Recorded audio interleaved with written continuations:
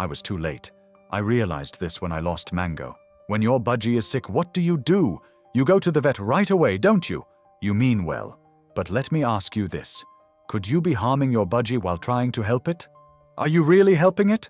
When I saw Mango was sick, I was doing something to help, but it was actually making things worse. I found out later. In this video, I talk about the mistakes people make when their budgies get sick. Listen to all of them carefully. Most people don't care about the last one, but once you learn it, nothing will ever be the same. 1. Giving soaked bread or fruit juice. When your bird is sick, have you ever given it watery foods thinking it needs to eat? Most budgie owners see this as an act of kindness. That's a perfectly understandable thought. But what nobody tells you is exactly this. When your budgie is sick, its intestinal flora is already disrupted. So when you give it watery or sugary foods, you make things even worse. Because in such an environment, bacteria start multiplying faster. Your bird, already weakened by illness, faces a second attack. Remember, in their natural habitat, budgies eat less when they are sick, but what they eat never changes. Avian vets are very clear on this. If a sick bird is given the wrong food, other illnesses can emerge. This can greatly prolong recovery. Just like what happened with my budgie Mango. Don't make the mistake I made. From now on, when your budgie is sick, don't change what it eats, and always get veterinary approval. 2. Keep it warm does not mean pointing a heater at it. Keep the sick bird warm. You've probably heard this somewhere. Yes, it's true, but some people interpret it like this. Point the heater at the cage, turn up the heat, keep it warm. That is not correct. Because budgies' ability to regulate their bodies against sudden temperature changes is extremely sensitive. This can lead to breathing problems during sudden temperature shifts.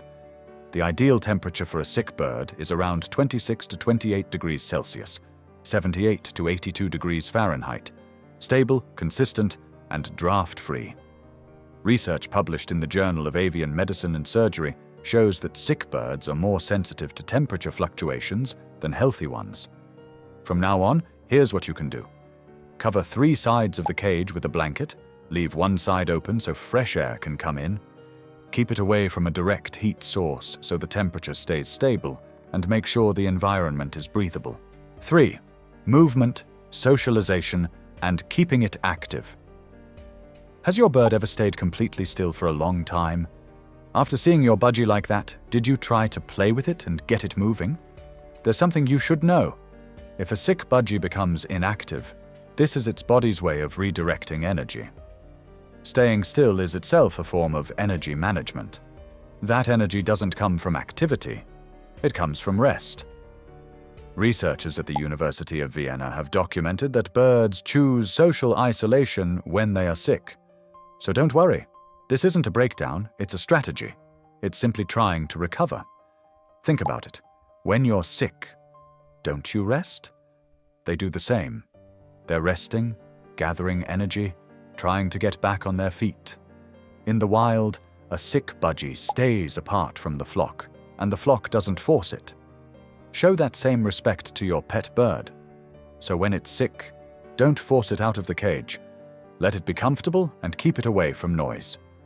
Of course, be there for it, but don't force it to do anything. 4.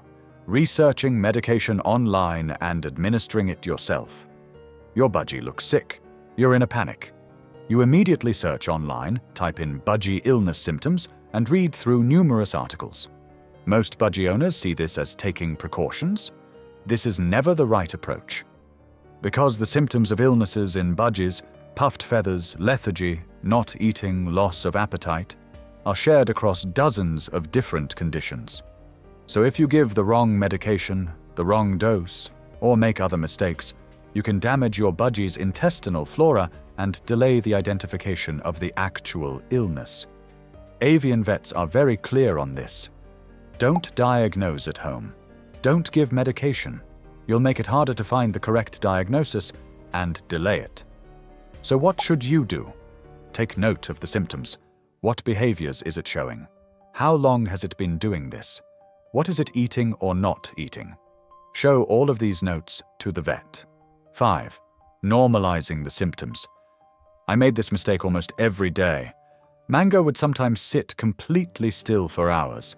I'd say it was tired. It would puff up its feathers. I thought it looked cute. I'd say there was no problem. It would even sit on the bottom of the cage. I'd say that was fine too, but sitting on the floor of the cage is unusual behavior for a healthy budgie, because staying high up on a perch means safety for them. I didn't know this. Mango taught me this through its heartbreaking departure, unfortunately. But the most striking thing is this. The first signs in budgies appear very early, but because they are so skilled at hiding their illness, we simply can't tell. So every morning, take just 1 minute to observe your budgie. Where is my bird sitting? Is it losing its balance on the perch? Are its eyes open? These questions can save its life. 6. Saying, "I'll wait a little longer before going to the vet." And here is the biggest mistake of all. I'm sure you're thinking, "No, I would take mine right away. My budgie is precious to me." But think about it. How many times have you said, "I'll wait a little longer, maybe it'll pass"? That's exactly the problem.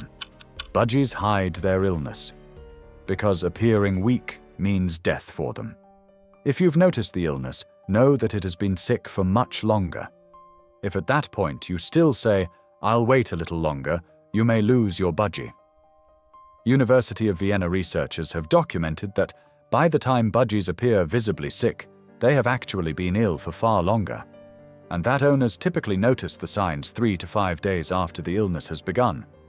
In the wild, a sick budgie can't keep up with the flock's movement. For your pet budgie, you are the flock. Never let it fall behind. So the moment you notice something, if it's been going on for more than 12 hours, contact a vet immediately. Waiting can end badly. 7. Have you ever heard this? Leave a sick budgie alone, don't stress it out. There's a little truth to it, but there are also errors, because as we said before, budgies are flock animals. Loneliness is actually not good for them. It's a source of stress. But in the earlier points, we also said to let it rest. There's actually a fine line here. We said don't force it.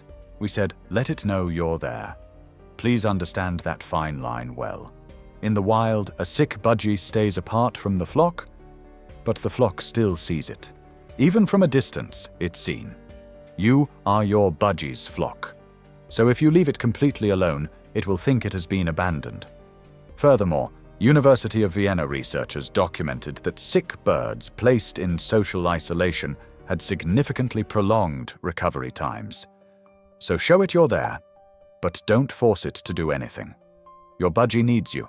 The common thread running through all 7 of these mistakes is this: they all come from love. But I'm sad to say, love isn't enough. Knowledge is required. That's why you need to listen to this information carefully and put it into practice. Remember, it may look small, but don't forget that it is a living being. It has feelings. Fortunately, it is lucky to have an owner like you, because you made it all the way here, and you want to understand it. That changes a lot. I congratulate you. As for my budgie Mango, there is nothing more I can do because I was too late in learning all of this. I hope you don't have to lose yours in order to learn it. Write your bird's name in the comments. For Mango, let's become better owners together. Every little name down there belongs to a bird who trusts someone, loves someone, and depends on someone. So let's keep learning, keep noticing the small signs, and give our budgies the safe, happy life they deserve.